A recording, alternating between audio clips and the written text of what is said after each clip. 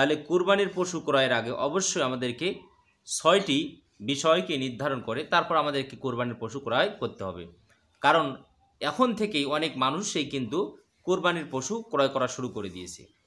কিন্তু কোরবানির পশু ক্রয় করা যতটা জরুরি, কিন্তু তার আগে এই 6টি কাজ করা প্রত্যেকটা কুরবানিদাতার জন্য অত্যন্ত আবশ্যক, অত্যন্ত জরুরি এবং জানা তাদের জন্য ফরজ।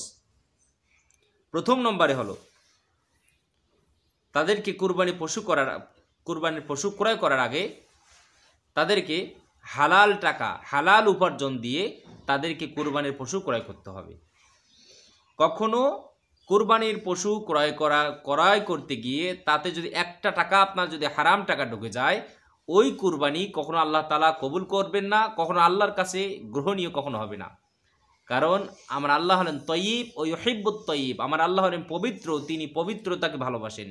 তাহলে আপনি আমি যেটা কুরবানি দেব, এই কুরবানির মধ্যে যদি হারাম টাকা একটা টাকা থাকে ভাই, সাথে সাথে ওই কুরবানি আল্লাহ তাআলার কাছে গ্রহণীয় হবে না, অগ্রহণযোগ্য হয়ে যাবে, কবুল হবে না। এই কারণে আমরা বিভিন্ন পেশাজীবী মানুষ, বিভিন্ন শ্রেণীর মানুষ আমরা কুরবানি দেব। অবশ্যই আমাদেরকে নির্ধারণ করতে হবে যে আমি যে সম্পদ দিয়ে আল্লাহর জন্য কুরবানিটা দেব, যে পশুটা ক্রয় করব আল্লাহকে সন্তুষ্ট করার জন্য, অবশ্যই আমার প্রত্যেকটা টাকা জেনুইন, আমার প্রত্যেকটা টাকা হালাল, আমার প্রত্যেকটা টাকা পবিত্র, আমার প্রত্যেকটা সম্পদ পবিত্র হতে হবে। নতুবা ওই কুরবানিকে, নতুবা ওই সম্পদ দিয়ে ক্রয়কৃত পশুটাকে, কুরবানির পশুটাকে আল্লাহ তাআলা কখনো কবুল করবেন না। এটা আমাদেরকে সবসময় মনে রাখতে হবে। তাহলে উপার্জন হতে হবে হালাল কুরবানির পশু ক্রয় করতে গেলে। দ্বিতীয় নম্বরে, আমরা যে কুরবানির পশুটা ক্রয় করতে যাব তার আগে আমাদেরকে নিয়ত করতে হবে যে আমি যে কোরবানির পশুটা ক্রয় করব এটা একমাত্র আল্লাহকে সন্তুষ্ট করার জন্য, আল্লাহকে খুশি করার জন্য, দুনিয়ার কোনো মানুষকে খুশি করার জন্য নয়, দুনিয়ার মানুষগুলোকে জানানোর জন্য নয় যে আমি কুরবানি দিচ্ছি, এসব কিছুর জন্য নয়। ইব্রাহিম আলাইহিস সালাতু ওয়াস সালাম নিজের সন্তানকে কুরবানি দিয়েছিলেন, জবাই দিয়েছিলেন একমাত্র আল্লাহকে সন্তুষ্ট করার জন্য, আল্লাহর সন্তুষ্টি পাওয়ার জন্য। এমনকি তাফসিরে এসেছে তিনি তার সন্তানের গলায় বেশ কয়েকবার সজোরে ছুরি চালিয়েছিলেন, কিন্তু তারপরেও তার সন্তানের গলা কাটা যায় নাই। আল্লাহ তাআলার উদ্দেশ্য ছিল যে ইব্রাহিম আলাইহিস সালাম দেখি কুরবানির আয়োজন করতে পারেন কি পারেন না, কিন্তু আল্লাহ তাআলার উদ্দেশ্য ছিল না যে তার সন্তানকে তিনি জবাই দিবেন, এটা আল্লাহ তাআলার উদ্দেশ্য ছিল না। আল্লাহ তাআলার উদ্দেশ্য শুধু ছিল কুরবানির আয়োজন করা। এরকম আমরা যেটা কুরবানি দেব এটা হবে আল্লাহর সন্তুষ্টির জন্য, দুনিয়ার কোন মানুষের জন্য নয়। ভাই, আপনি আমি যে পশুটা ক্রয় করে আল্লাহর রাস্তায় কুরবানি দেব, এটার রক্ত, মাংস, হাড্ডি, গোশত সব তো আপনার আমার, সব তো আমার। তাহলে আমি এটা কাকে খুশি করার জন্য দেব? আল্লাহকে। তাহলে কুরবানির পশু ক্রয় করার আগে নিয়তটা খাঁটি করতে হবে, সঠিক করতে হবে যে আমি যে পশুটা ক্রয় করব কুরবানির জন্য সেটা অবশ্যই আল্লাহর জন্য। বিয়ের বাড়িতে গোশত দেব, জামার বাড়িতে গোশত দেব, তারপরে আত্মীয় স্বজনের বাড়িতে গোশত দেব, সবাই মাংস খাবে, আমার ছেলেমেয়েরা শুধু মাংস খেতে পারবে না, এরকমটা কি মনে করে কখনো আমাদেরকে কুরবানি দেওয়া যাবে না। এরপরে 3 নম্বরে, কুরবানির পশু ক্রয় করার আগে অবশ্যই এটা নির্ধারণ করতে হবে যে সুখ্যাতি পাওয়ার জন্য বা মানুষকে দেখানোর জন্য আমি এই কুরবানির পশুটা ক্রয় করতেছি না, আমি এই কুরবানির পশুটা ক্রয় করতেছি আল্লাহর রাস্তায়, আল্লাহর রাহে আমি এটাকে কুরবানি করব আল্লাহর নামে। এজন্য আমি যে কুরবানির পশুটা ক্রয় করব, মানুষ আমাকে বলবে কত বড় গরু ক্রয় করেছে, মানুষ আমাকে বলবে কত টাকা দামের গরু ক্রয় করেছে, এরকম মানুষের কাছ থেকে বাহবা পাওয়ার জন্য, সুনাম অর্জন করার জন্য, খ্যাতি অর্জন করার জন্য, বাহবা পাওয়ার জন্য, সমাজে নিজেকে সুউচ্চ মনে করার জন্য কখনো কুরবানির পশু ক্রয় করা যাবে না। আমাদেরকে মনে করতে হবে আমি যে কুরবানির পশুটা ক্রয় করব এটা কাউকে দেখানোর জন্য নয়। অনেকেই আছে ছবি তুলে ফেসবুকে দিয়ে দেয় যে আমি এত বড় কুরবানির পশু ক্রয় করেছি, ভুলেও কখনো এই কাজ করা যাবে না। 4 নম্বরে, ভাগে কুরবানি করার আগে, কুরবানির পশু ক্রয় করার আগে অবশ্যই ভাগীদারকে নির্ধারণ করতে হবে। ভাগীদারকে নির্ধারণ করতে হবে আপনি কার সাথে আপনি ভাগে কুরবানি দিবেন, কার সাথে আপনি কুরবানি করবেন, এটা আপনাকে অবশ্যই নির্ধারণ করতে হবে। যার সাথে আপনি কোরবানি করবেন তাকে অবশ্যই আপনাকে নির্ধারণ করতে হবে যে আপনি অমুক মানুষটার সাথে কোরবানি করবেন।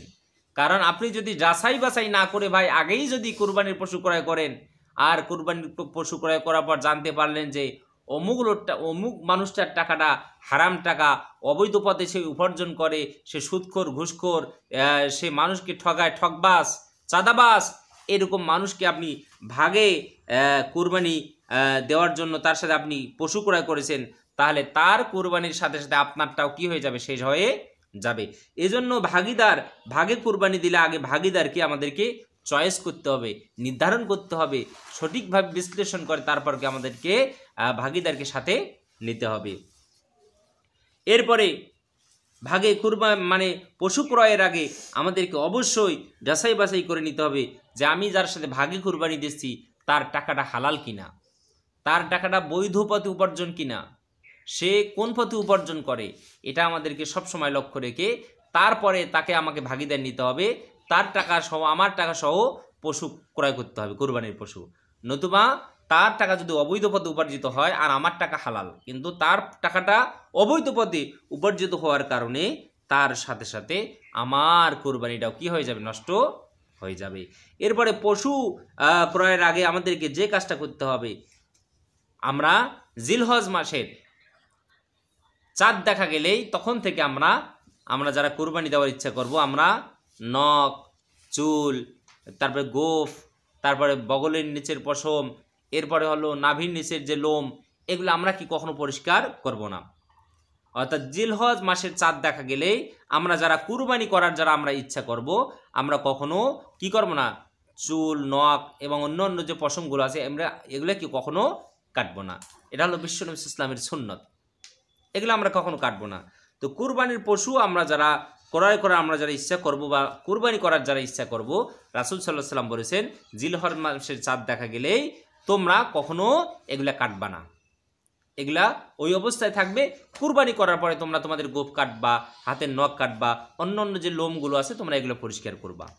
তাহলে আমরা যারা কুরবানি করার ইচ্ছা করব, জিলহজ মাসের চাঁদ দেখার আগেই আমরা তাই আমাদের নখগুলো, চুলগুলো, তারপরে গোফগুলো আমরা এর আগেই পরিষ্কার করে রাখব, যাতে করে চাঁদ দেখা গেলে আর এগুলাতে যেন কি আমাদের হাত দেওয়া না লাগে। এরপর আর একটা বিষয় যে হুজুর আমি তো কুরবানি দেবো, আমার পরিবারের লোকেরা তো কুরবানি দিবে না, তারাও কি এগুলো কাটবে নাকি কাটবে না? এটা শুধু তার জন্য যার ওপর কুরবানি ওয়াজিব, যিনি কুরবানি করবেন, এটা শুধু তার জন্য। তাছাড়া পরিবারের অন্য সদস্যদের জন্য এটা সুন্নত নয় বা এটা মুস্তাহাব নয় যে তারাও এগুলো কি করবে না, কাটবে না। তারা কাটবে, কারণ এই কুরবানিটা কি নয়, তাদের উপর ওয়াজিব নয়। এরকম আমরা কুরবানির পশু ক্রয় করার আগে আমরা অবশ্যই এই বিষয়গুলোকে ঠিক করব ইনশাআল্লাহ।